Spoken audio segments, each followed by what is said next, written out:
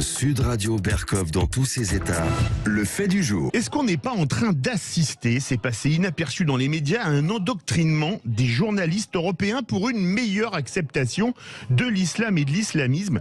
Nous sommes en compagnie de Florence Bergeaud-Blaclair, anthropologue chargée de recherche au CNRS dans les groupes Société, Religion, Laïcité à PSL l'Université, auteur de Le marché halal ou l'invention d'une tradition aux éditions du Seuil. Florence Bergeaud-Blaclair, bonjour. Bonjour. Bienvenue sur Sud Radio. Le 26 septembre, le collectif pour l'inclusion et contre l'islamophobie en Belgique annonçait sur sa page Facebook le lancement d'un concours pour étudiante.e.s en écriture inclusive sur l'islamophobie genrée et ce dans le cadre du projet Magic. Alors les femmes musulmanes et les communautés contre l'islamophobie de genre en société. Quelques jours plus tard, vous dénonciez sur Twitter que ce projet servait également à former les journalistes à mieux communiquer la version fondamentaliste de l'islam, notamment le voile. Qu'est-ce que le projet Magic ? Alors, si vous voulez, Magic, c'est l'acronyme d'un projet européen, donc de l'Union européenne, qui se présente comme inclusif et qui cherche à prévenir l'islamophobie genrée. En fait, l'islamophobie qui touche les femmes voilées dans les médias espagnols et belges. Alors c'est un projet qui s'est développé à partir de l'idée que la discrimination des femmes voilées est due à l'image inquiétante qu'en renvoient les médias. Il faut donc former les journalistes, changer leur regard sur l'islam et finalement les rééduquer.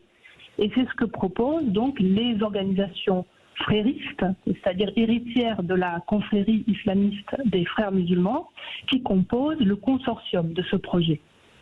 Alors, quel type de formation est concrètement proposé aux journalistes européens ? Alors, si vous voulez, il y a un certain nombre de propositions qui visent à leur faire réfléchir sur leurs propres préjugés, à éviter les généralisations, à être inclusifs, à éviter les discours de haine, etc. Finalement, des choses assez banales, en tout cas dans la présentation, mais aussi à les inviter à des ateliers où on va essayer de leur expliquer ce qu'est l'islam, selon le prisme, bien sûr, des organisateurs, c'est-à-dire un prisme intégraliste, un prisme fondamentaliste, pour que finalement ils diffusent d'une certaine manière, ils fassent un travail de diffusion de l'islam frériste. Quel est le but, Florence Bergeaud-Blaclair ? Alors le but, il est très clair, c'est un but prosélyte. Le frérisme, qui est une forme d'islamisme culturel, a défini des priorités en Europe. Il veut influencer l'école, on le voit avec l'offensive islamiste dans les collèges et les lycées. Avec notamment les abayas, etc. en France. Exactement. Voilà, ça fait partie de ses priorités, puisque le frérisme fonctionne par plan. Et donc, il doit influencer l'école, l'université, les médias, et cela, il y travaille depuis 30 ans. C'est pas un phénomène nouveau. Bien entendu, des organisations comme le collectif contre l'islamophobie en Belgique, qui participent à ce consortium européen et qui est, si vous voulez, l'équivalent belge du CCIF, qui a été interdit en France. Voilà. Bien sûr, ce collectif ne travaille pas seul. Ces gens-là ont des alliés que l'on appelle islamo-gauchistes et qui parfois sont de vrais partenaires consentants qui permettent à ces organisations fréristes d'entrer dans la machine européenne et d'y développer des éléments de langage européen, d'y occuper des places et de décrocher plusieurs projets, principalement dans les domaines de la lutte antiraciste ou même de la déradicalisation. Vous connaissez particulièrement bien les arcanes européennes à Bruxelles, à Strasbourg. On a vu une campagne de publicité avec une enfant voilée qui a fait scandale, qui a finalement été retirée. Comment fonctionnent les fréristes à Bruxelles ? Ils ont des lobbyistes comme les multinationales ont des lobbyistes pour visiter les commissaires européens et les décideurs ? Oui, alors en fait, si vous voulez, l'Union européenne fonctionne par des appels à projets. Et parmi ces appels, il y a le grand thème de l'antiracisme qui fait l'objet et de la déradicalisation aussi. Et il y a des budgets de centaines de millions d'euros chaque année. Ce thème est occupé par de très nombreuses petites associations qui se présentent comme antiracistes, mais qui suivent un agenda frériste, au point que beaucoup d'associations antiracistes sont devenues des sortes d'ONG écrans qui sont créées pour dissimuler en fait des apports financiers qui vont nourrir le frérisme dans tous les pays membres de l'Union européenne. Alors évidemment, tout ça n'est pas vraiment connu, forcément connu des fonctionnaires qui travaillent. C'est devenu un espèce de grand pot de miel, hein, notamment pour la recherche, ces financements qui sont relativement faibles au niveau des États membres. Toute la recherche sur l'islam s'est transformée en une recherche sur l'islamophobie. Tout ça, en fait, fonctionne parce que les fonctionnaires européens et les experts qu'ils convoquent pour examiner ces projets, les projets en réponse à leurs appels d'offres, n'ont pas forcément eux-mêmes été formés pour repérer ces ONG écrans.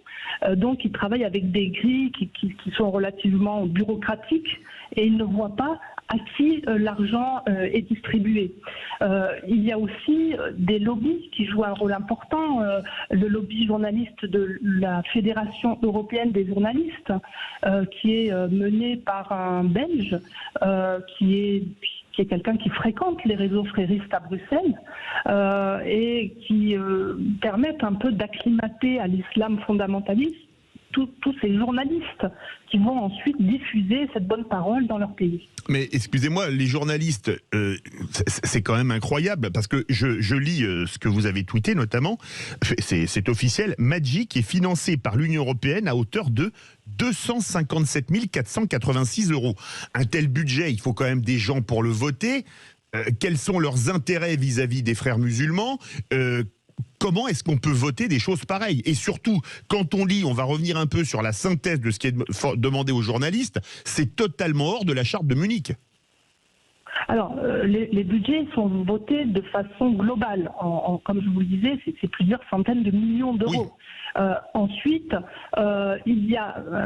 enfin, c'est une machine assez compliquée. Ensuite, il y a des appels d'offres qui sont rédigés. Ensuite, ces appels d'offres sont donnés à des experts qui vont ensuite rédiger des réponses, envoyer à des experts qui vont rédiger des projets. Ces projets sont ensuite évalués par des fonctionnaires et aussi par des experts convoqués pour ce travail en particulier, donc au cas par cas. Vous voyez, c'est une grosse machine derrière. Donc à l'arrivée, finalement, on peut arriver à, disons, financer des organisations qui se présentent, comme en général les organisations fréristes, comme de simples associations antiracistes qui veulent promouvoir lutter contre les discriminations, pour l'inclusion et tout ce vocabulaire très européen. Et est-ce que ça explique tous les tropismes, on va dire, islamophiles qu'il y a au niveau de l'Europe? La promotion de symboles liés à l'islamisme au Parlement européen, on parlait du voile, ça fait parler, mais quand les autres religions, elles ont pratiquement pas droit de citer, quand on voit les décisions qui ont été prises, je sais plus, c'est une cour européenne qui a condamné la France à indemniser une fémène qui s'était dénudée dans une église au nom de sa liberté d'expression, mais qu'une femme autrichienne de mémoire qui avait osé critiquer l'islam, là, elle n'avait pas la liberté d'expression. Comment expliquer, est-ce que, comme dirait François Bayrou, le déconomètre ne fonctionne pas à plein tube? Ouais, je pense en fait ce ne sont pas exactement les mêmes canaux. Là, on est dans du bottom-up, c'est-à-dire que ce sont les gens de terrain. C'est-à-dire que ça va du bas vers le haut. Ce ne sont pas les institutions européennes qui décident des projets. Ils donnent des cadres et ensuite ce sont les acteurs de terrain qui vont orienter les projets qui vont être financés. Et il y a une offre islamique qui est considérable. Et islamiste en particulier, puisqu'aujourd'hui le frérisme est devenu hégémonique dans l'islam européen, des différents pays européens. Donc, vous voyez, je pense qu'il pourrait y avoir des lobbies catholiques, mais que finalement ils sont moins, ça viendra peut-être, mais en tout cas ils sont moins bruyants aujourd'hui. Justement, vous connaissez très bien la Belgique, c'est un pays où vous vivez une partie du temps, je crois. Vous avez parlé du CCIB. On a dissous le CCIF en France. Il y a le CCIB en Belgique maintenant, qui est en fait la même chose, mais on remplace le F de France par le B de Belgique. Quand on voit aussi l'attitude de la Belgique sur l'extradition vers la France de l'imam Iqiyoussen, comment expliquer la politique belge sur l'islamisme? Outre la politique européenne, on change un peu de cran. Oui, alors c'est le CCIF qui est en partie en Belgique, ne s'est pas transformé en CCIB, mais en CCIE. Oui, européen, exactement. L'islamophobie en Europe. Le CCIB existait déjà, il a servi à accueillir en fait certainement le CCIF. Il a même changé de nom pour essayer d'être plus discret. Alors c'est vrai que les autorités belges semblent un petit peu molles sur ces questions-là. Il faut dire que Bruxelles est dominée par les écologistes et le Parti socialiste, et que la question de l'islamisme est devenue une question taboue. Le vote musulman étant très important, pesant très fort dans la vie politique locale, c'est une question qu'on ne veut pas aborder. Vous avez peut-être entendu parler de l'Observatoire des fondamentalismes à Bruxelles, qui a fait un travail remarquable pour essayer de faire connaître ces tensions islamistes, et puis qui explique aussi les attentats qui ont été commis depuis Molenbeek, qui est une commune de Bruxelles.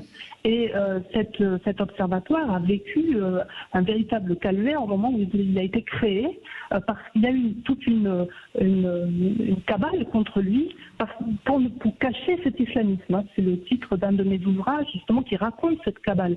Donc c'est un pays ou en tout cas une capitale qui est en train de sombrer véritablement dans l'islamo-gauchisme le plus radical, le plus inquiétant et le plus radical. Vous parliez de la synthèse de ce qui est recommandé. Vous avez, pour les journalistes, réfléchissez à vos propres préjugés, évitez les généralisations, soyez inclusifs, utilisez des sources sûres et parlez à des experts chevronnés qui maîtrisent le sujet et connaissent la communauté, évitez les stéréotypes et les discours de haine, méfiez-vous des titres trompeurs, restez pertinents, les images peuvent induire en erreur, évitez d'utiliser des images qui reflètent des stéréotypes et déforment l'histoire, les femmes au centre de l'attention, attention et sensibilité.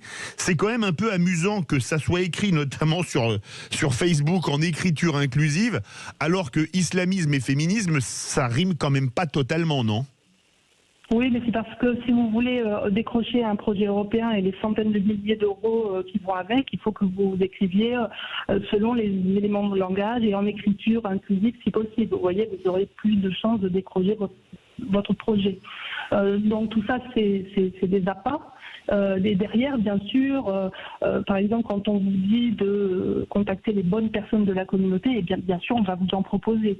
Vous voyez, on va vous guider un petit peu, vous faire une visite de la ville et des ressources que vous pouvez solliciter pour parler de la communauté. Dernière question, Florence Bergeaud-Blaclair. La France est laïque, elle interdit le financement des cultes, mais l'argent européen, c'est aussi l'argent des Français. Est-ce qu'on n'est pas un peu roulé dans la farine dans cette histoire ? Oui, bon, je pense qu'il faut apporter une réponse, et il faut regarder ce qui se passe dans ces projets. Il y a des dizaines, là j'ai pris cet exemple de Magic, mais il y en a beaucoup d'autres, des projets suspects qu'il faut absolument regarder de près et voir pourquoi cet argent atterrit dans ces poches-là. Mais il faut une volonté politique, et il faut aussi que les institutions européennes ouvrent leurs portes. Pour le moment, on n'a pas encore ni l'un ni l'autre, mais ça ne devrait pas tarder. On va suivre ça de très près. Merci à vous, Florence Bergeaud-Blaclair, anthropologue, chargée de recherche au CNRS dans le groupe Société, Religion, Laïcité, à Paris Sciences et Lettres Université, auteur du Marché halal ou l'invention d'une tradition, publié aux éditions du Seuil. Merci à vous.